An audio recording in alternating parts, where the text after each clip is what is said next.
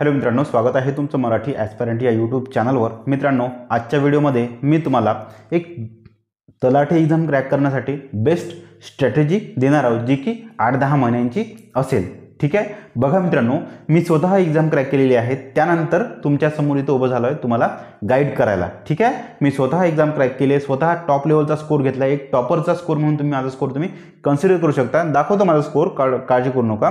आणि गणित आणि बुद्धिमत्तामध्ये तर मी मित्रांनो पैकीच्या पैकी गुण घेतले आहे, आणि त्यामुळेच मी तुम्हाला इथे गाईड करण्यासाठी, गायडन्स देण्यासाठी स्वतःला सक्षम मानतो. ओके, ठीक आहे. आणि हां, ज्यांना कोणाला माझ्याकडून गणित आणि बुद्धिमत्ता शिकायचं असेल त्यांनी निश्चितच माझ्या ॲपवर जाऊन ते शिकू शकता. माझ्या ॲपची लिंक डिस्क्रिप्शनमध्ये आणि कमेंट बॉक्समध्ये पिन केलेली आहे.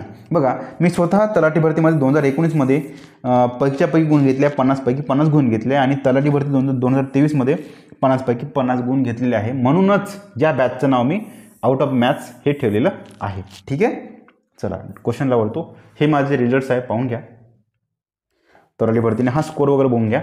फक्त जो आहे ना, हां, हे मॅथचा स्कोर बरोबर आहे, ते हा स्कोर बरोबर आहे. हां, हे पैकीच्या पैकी गुण 200 पैकी 174 भेटले, 100 पैकी 88 भेटले, 100 पैकी 90 भेटले. हा स्कोर तुम्ही एक टॉपरचा स्कोर आहे असं तुम्ही म्हणू शकता. हे तिन्ही रिझल्ट माझे आलेले आहे. त्यानंतर आता बघा, स्ट्रॅटेजीमध्ये सर्वात महत्त्वाचं तुम्हाला सिलेबस काय आहे आणि पेपरचा पॅटर्न काय आहे हे माहिती असायला पाहिजे. म्हणूनच मी तुमच्यासाठी सिलेबस आणि पेपर पॅटर्न आधी तुम्हाला सांगत आहो, जो की मॅथ रिझनिंगमध्ये काय काय असते. 25 क्वेश्चन असते आणि 50 गुण असते. मॅथ रिझनिंगमध्ये 25 क्वेश्चन आणि 50 गुण असते आपल्या एक्झाममध्ये. त्यानंतर मराठीमध्ये सुद्धा 25 प्रश्न आणि 50 गुण. मग आहे GK GS आणि इंग्लिशमध्ये सुद्धा 25 प्रश्न आणि 50 गुण. 25 प्रश्न आणि 50 गुण. एकंदरीत पाहता हे जे घटक आहे, या प्रत्येक घटकासाठी 25 प्रश्न आणि 50 गुण दिलेले आपल्या एक्झाममध्ये येईल. सोबतच एकूण असं करून एकूण आपले गुण आहे 200 गुणांचा पेपर असतो, आणि प्रश्न एकूण 100. ठीक आहे, प्रश्न एकूण 100. हे प्रश्न एकूण 100 आणि एकूण गुण 200. चला नेक्स्ट. आणि बघा, आता मित्रांनो, तुम्हाला प्रॉपरली किती महिने तयारी करायची आहे, कोणकोणत्या गोष्टीची किती तयारी करायची आहे. एकूण तुमचे 3 महिने, 3 2 5, 5 आणि 3 8, 8 ते 10 महिन्यांमध्ये तुमची तयारी झाली पाहिजे. तुमचा सिलेबस कंप्लीट झाला पाहिजे. याचं प्रॉपरली प्लॅनिंग आखून दिले, कोणत्या दिवशी किती महिन्यामध्ये कोणतं टॉपिक करायचं आहे तुम्हाला, किती महिन्यामध्ये कोणता सब्जेक्ट करायचा आहे, कोणता घटक करायचा आहे, याचं डिटेलमध्ये वर्णन मी तुम्हाला इथे आता करणार आहोत. बघा, मॅथ्ससाठी तुम्हाला 36 वर्षाचं पुस्तकं कोणत्या लेखकाचे वापरायचे ते पण तुम्हाला मी सांगितलेलं आहे. मॅथ रिझनिंगसाठी 36 वर्षाचं पुस्तक वापरा. प्रॅक्टिससाठी RS अग्रवालचं पुस्तक वापरा. किंवा हे जर तुम्हाला स्किप करायचं असेल, स्वतः नाही करायचं आहे, तर माझी बॅच लावू शकता. कोणती? Maths and reasoning by Pravin Nikure. ठीक आहे, इथं प्रवीण निकुरेचे क्लास. ठीक आहे, मॅथ्स आणि reasoning by Pravin Nikure he batch लावू शकता. आणि हे तुम्हाला 1.5 महिन्यामध्ये मॅथ आणि रिझनिंग 1.5 महिन्यामध्ये कंप्लीट करायचं. ठीक आहे, मॅथ आणि रिझनिंग 1.5 एकूण 3 महिन्यामध्ये दोन्ही पण विषय कंप्लीट करायचे आहेत. त्यानंतर तुम्हाला मराठी आणि इंग्लिश सोबत घ्यायचं आहे. मराठी बाळासाहेब शिंदे किंवा मोरा वाळंबे, यापैकी मोरा वाळंबेला मी सजेस्ट करतो तुम्हाला. त्यानंतर इंग्लिश बाळासाहेब शिंदे किंवा MJ शेखला तुम्हाला सजेस्ट करतो. ठीक आहे, हे तर मी म्हणतो हे दोन्ही पुस्तक सोबत ठेवा. हे दोन्ही पुस्तक सोबत ठेवा. मराठीचे, इंग्लिशचे पण शक्यतो दोन्ही पुस्तक सोबत ठेवा. सोबतच तुम्ही SP बक्षी यांचं पण पुस्तक वापरू शकता, इंग्लिशमधून आहे. याला ह्याला 1 महिना द्यायचा आहे. सोबत करायचं. मॅथ रिझनिंग सोबत करायचं. मॅथ सकाळी केलं तर रिझनिंग संध्याकाळी करायचं. त्याचप्रमाणे मराठी इंग्लिश पण सोबत करायचं आहे. मराठीचा एक टॉपिक वाचायचा, तोच सेम टॉपिक इंग्लिशमधून वाचायचा.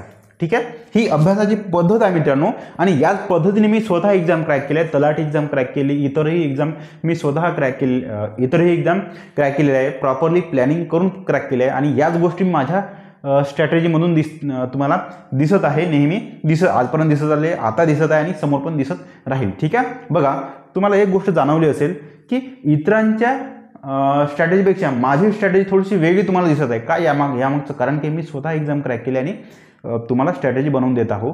एक्झाम क्रॅक करण्यासाठी प्रॉपरली कोणत्या गोष्टी पाहिजे, कोणत्या गोष्टी करायला लागते याचं मला चांगलंच नॉलेज आहे, जे की माझ्या व्हिडिओजमधून तुम्हाला इथे दिसत आहे. ठीक आहे. त्यानंतर GK GSसाठी तुम्हाला तात्याचं ठोकळा किंवा ल्युसनचं GK वाचायचं आहे. याला 2 महिने तुम्हाला द्यायचे आहे. त्यानंतर करंटसाठी मी स्वतः अभिनय इयरबुक आणि पृथ्वी अकॅडमीचं परिक्रमा हे वाचत आहो. इयरबुक वाचा इथे.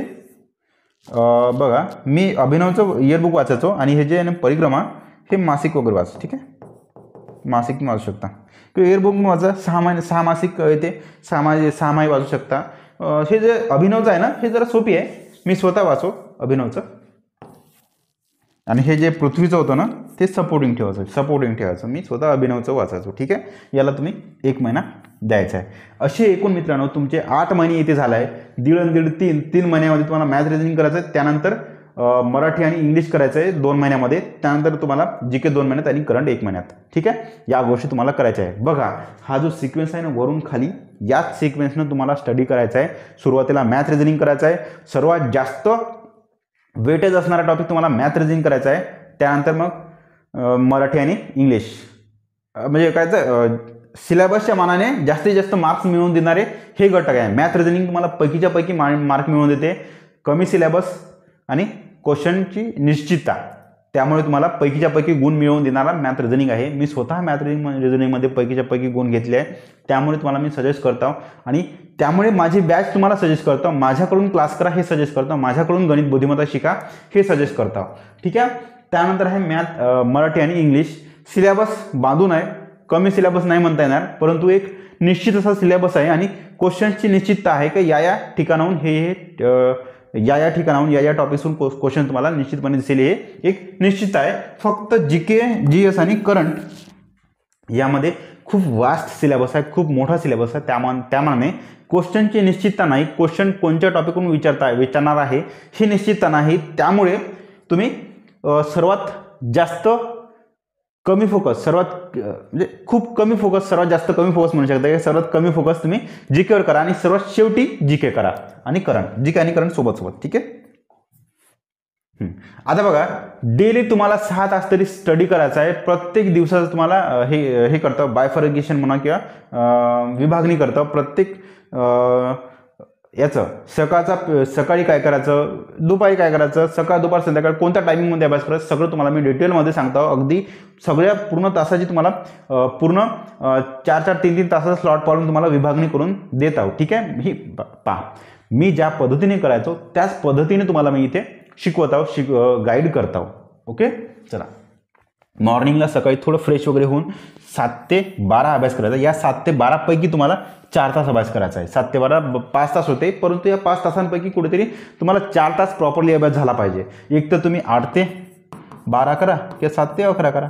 ठीक आहे. नंतर 1-2 तास तुम्ही जेवण करा, अंघोळ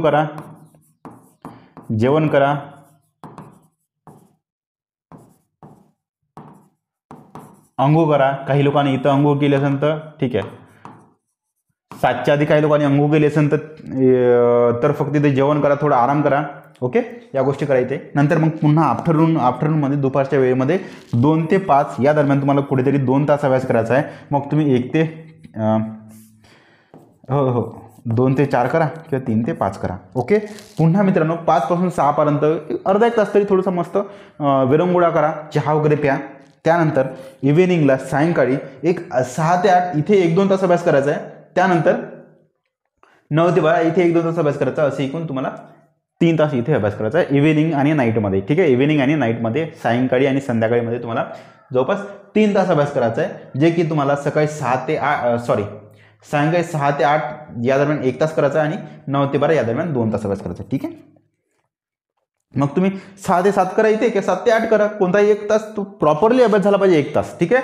तुम्ही इथे बघा, या ठिकाणी कोणत्या ठिकाणी 1 तास जास्त बसा वाटल्यास किंवा 1 तासामधला तुम्ही अर्धा तास 1 तास तुम्ही जास्त बसा ते काही फरक पडत नाही, फक्त प्रॉपरली तुम्हाला इथे एवढा टाईम तुम्हाला मॅनेज झाला पाहिजे, ॲटलिस्ट 5 ते 6 तास तुम्हाला स्टडी झाला पाहिजे. ओके. बघा हे का सांगत आहो, मी स्वतः ह्या गोष्टी अनुभवलेल्या आहे, स्वतः गोष्टी केलेल्या आहे, की असंही नाही की सर काहीच काही नाही बस तुम्हाला सांगत आहे, असंही काही नाही. स्वतः मेहनत घेतली, स्वतः एक्झाम क्रॅक केली, त्यानंतर तुमच्यासमोर उभं झालो आहे, त्यानंतर तुम्हाला मी गाईड करतो. ठीक आहे. आणि हेच कारण तुम्हाला मला फॉलो करा तुम्ही असं मी सांगतोय, कारण की यामागचं कारण आहे स्वतः त्या गोष्टी केल्या आहे, स्वतः मी ती लेवल स्वतःची बनवलेली आहे, स्वतः एक्झाम क्रॅक केली आहे, स्वतः पैकीच्यापैकी गुण घेतले आहे मॅथ रिझनिंगमध्ये. त्यानंतर तुम्हाला सांगत आहो की मला फॉलो करा, माझ्याकडून तुम्ही क्लास करा. ओके. यामागचं कारण ते आहे की या गोष्टी मी स्वतः केल्या, स्वतः समोर गेलो, त्यानंतर माझा हात पकडून तुम्ही माझ्या मागून या, मी ज्या रस्त्याने चालून एक्झाम क्रॅक केली तो रस्ता तुम्ही फॉलो करा, असं तुम्हाला मी सांगत आहो. ओके. आशा करतो मित्रांनो व्हिडिओ जर आवडला असेल तर नक्कीच एक छोटंसं लाईक करा. आजची स्ट्रॅटेजी कशी वाटली ते सांगा. ॲक्च्युली या विषयावर मी मला वाटतं 1-2 महिने आधी व्हिडिओ बनवला होता, परंतु त्या व्हिडिओमध्ये जरा माईक माझा सपोर्ट करत नव्हता, माझ्या सिस्टीममध्ये वगैरे, साहित्याला वगैरे, माझ्या कॅमेराला वगैरे, कॅमेराला माझा माईक सपोर्ट करत नव्हता, त्यामुळे त्याची आवाज खूप खराब येत होता आणि त्यामुळे ते व्हिडिओची रीच डाऊन झाली होती. म्हणून हा व्हिडिओ मी इथे डबल बनवला आहे, रिशूट केलेला आहे. ठीक आहे.